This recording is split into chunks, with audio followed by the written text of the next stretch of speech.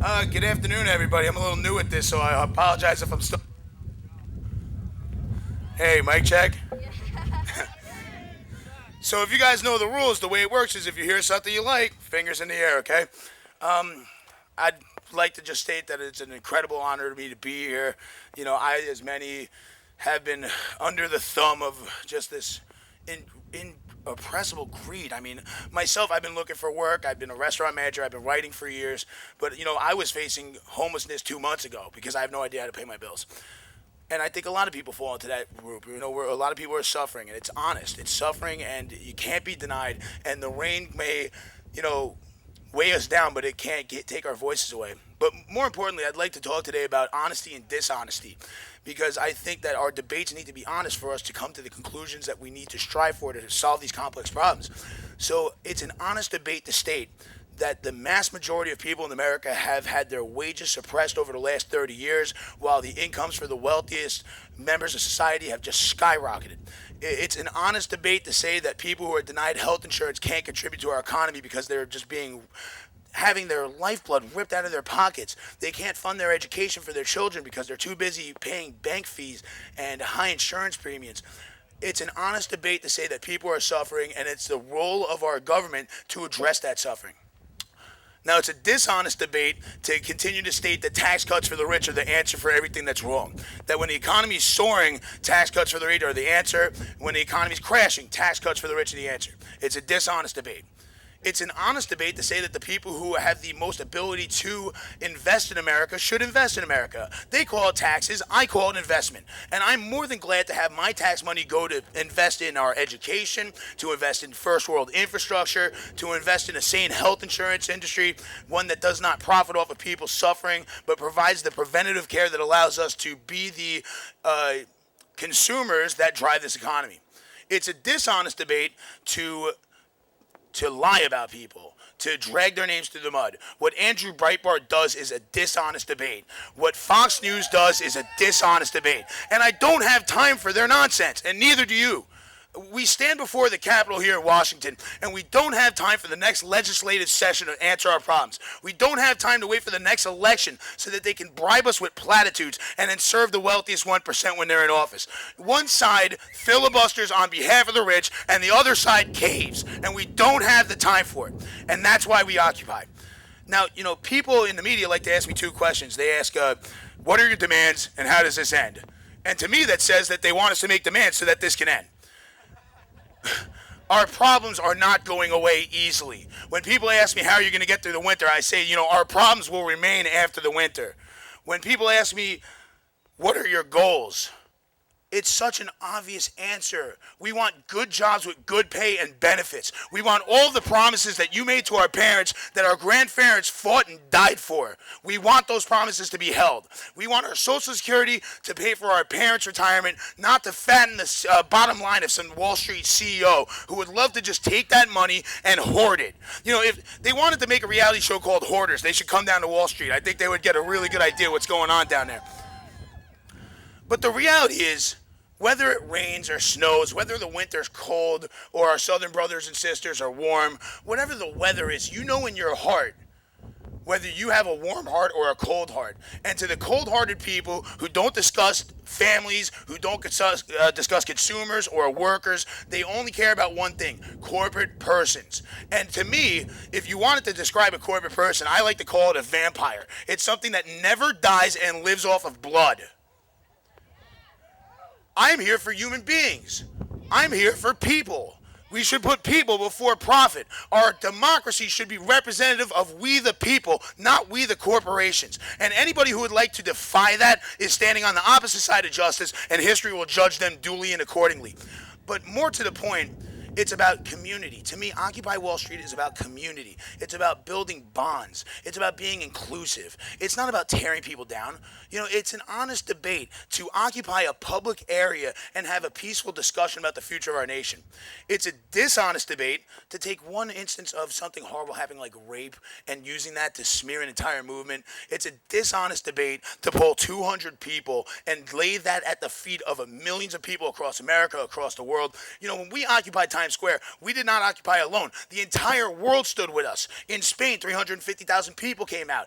People occupied Tokyo. People occupied Taipei. You had a guy who literally had a sign, "Occupy the Tundra," and he's in the snow in Alaska with his two dogs. If that guy can make it through the snow, we can make it through the snow. If the Arab Spring can make it through the spring, we can make it through the spring. And if we need to stand firm and face rubber bullets while we're unarmed, to face tear gas while we just peacefully discuss this. If we can occupy Afghanistan because the women of Afghanistan are suffering, then how dare we fire rubber bullets at the women of Oakland because they wanted their voice heard? Now, I laugh because I'm kind of new to this, but what really makes me laugh is the vitriol that I receive from the media because they have no argument. They have no facts on their side. They need to make stuff up. They do not want an honest conversation. They'd like to verge into personal attacks, into smear tactics. We know this is what they do. The thing is, they're obsolete at this point. They're going away. We know their game at this point. And we need to fight back in the most peaceful manner that we can, because as we stand here at the US Capitol, let's remind ourselves of those American patriots who fought for the same things we're fighting for. Henry David Thoreau, Martin Luther King Jr. These are men that we should aspire to. When Dr. Cornel West told us at Occupy Wall Street that this is his revolution, that we should not fear the word revolution, some people balked. And some people ask me, is this a revolution? I say, no, it's a reform movement. But if it's become so corrupt to even discuss reform in an honest manner, if that's a revolutionary act, then I guess I'm a revolutionist. They call it a class war because if we say mean things to rich people, they cry.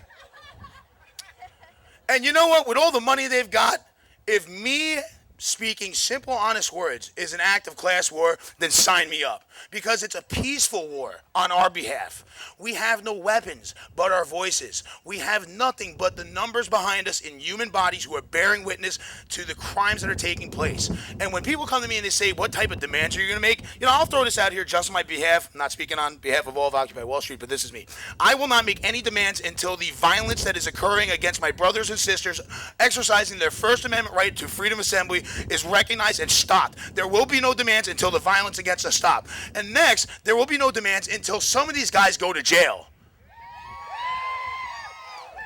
Until some of the men who crashed the world economy for their own personal greed, who continue to receive bonuses, who continue to bribe politicians with money that we subsidize them with. They love free markets, but for some reason, they just like subsidies too. There's no ideological consistency among liars. There's no honor among thieves. And if we're going to be honorable, and if we're going to fight for what's right for our families and brothers and sisters, our communities and our country, and every human being in the world who has the iron heel standing on the back of their neck because there's a war machine that wants you to suffer, there's greed that wants you to suffer. The wealthiest people want an oligarchy, not a democracy. And it's funny because they like to throw words at us like socialist, fascist, Hitler. My mother's a Jew, so you want to talk anti-Semitism, come talk to me. But they like to throw these words around because their words have become meaningless. When they say I am against regulations, I ask which one? Child labor laws? Food and health safety laws? Name what you want. How about you guys give us some demands? Tell us what tax rate you need to create jobs at a fair wage. Tell us what regulations you need to get rid of. They're terrified of doing it. They like to stay unspecific because they want everything. And we're not going to give it to them. And if they have to come through us, and we stand in peace, and we stand in the same honor of Martin Luther King Jr., if they're going to come to us and attack us, then we as free people must stay nonviolent and stand tall. We need to stand tall. Just witnessing the people here who are just standing in the rain right now because they care about their families, they care about the future. What we're doing is talking about the future. It's an honest discussion. I invite everybody to come by. I want an inclusive conversation, regardless of your sexual orientation, your gender, your race, your creed, your color. This is what America is. We are a cross-section of America. We don't have a filibuster. We aren't bought by corporate lobbyists. We're honest people who work hard, and we know that the American dream was built with hard work. No one here wants a handout. We just want fair pay. We just want fair opportunities. We just want an education that will not bury us in debt till we're 40, so that we're living in a debt cropper's world, which is similar to the sharecropper's world. They put you in debt, then they own you. I hear these guys talk about slavery to the government. I never hear them talk about slavery to a bank. And that says to me everything. When they attack us, they're deflecting away from the people who they're working for. I'm not working for a bank. I'm not paid for them, and I refuse to continue to pay them. I refuse to give my enemies the fodder to which they will drown me with. And you should too. And when we talk to the politicians, let's recognize that Wall Street is corrupting the political system. The political system is beholden to the special interests. So when they attack the government, they're leaving the guy who's bribing them out of the picture. But we need to go to our politicians, whether they're Democrats, whether they're Republicans, and we need to have this honest conversation with them and ask them, who do you work for? Because guess what? That lovely health care that you guys get, we paid for it. That awesome pension that you guys get, we paid for it. We are your bosses. We're tired of you coming to us and telling us what your plan is. You need to listen to us and take our words to the seats of power and start governing on behalf of the consumers and workers and retirees and students and the soldiers and the mothers and fathers and brothers and sisters. We are the 99%. You guys just work for us. And you know what? We need to have a talk. Step into my office. You're fired. The larger conversation, the overarching conversation, in reality, this isn't going to get solved with one law. Everyone knows it. There's too much corrupt with this country. When they say list your demands, there is no one omnibus bill that will solve all of our problems. We need a movement. We need something that's going to last longer than one election cycle. We're not here to elect one party and defeat the other. We're here to reform the entire system. So, you know what, guys? Get ready for the long haul. Get your winter gear ready. But, bring some summer stuff, too, because we're going to be around for a while. And I don't want this to end with the next election. I want this to continue. I don't want to talk about how this ends. I want to talk about how it goes forward. Because in reality, one side would love to repeal the 20th century. One side would love to lower taxes and starve the government of the revenue that it requires so that they can use the deficits that they're creating to attack the social programs that they overwhelmingly voted against over the last 80 years. I'm not going to let them hijack my future. I'm not going to let them steal your future. I'm not going to stand for it, and I ask that you stand with me and that we stand together because this is our future fighting that we're fighting for, and we're not giving up. We're not going away. We're here to stay. I just want to say in conclusion, it is my express honor to be here and speak amongst my peers. A lot of people ask me, what motivates you? And I'm motivated by my friends, my family. A lot of people have said that I'm going to be rewarded for the work I'm doing. I don't care about that. I don't. You can pay me. You can't buy me. But I'll tell you this right now. If I were ever to enjoy the success that the people who weep over higher taxes enjoy, tax me 50%. I'm more than glad to invest in my country because they invested in me.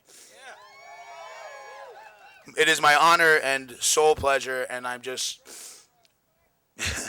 I'm overwhelmed, and I really thank you. Thank you so much. Wow. Okay, so what do you guys think? Should we give Jesse a job representing us in there? I think this is the house that we really need to occupy here. We need people, everyday people, people like us with a moral compass left in us to occupy this house. What do you guys think?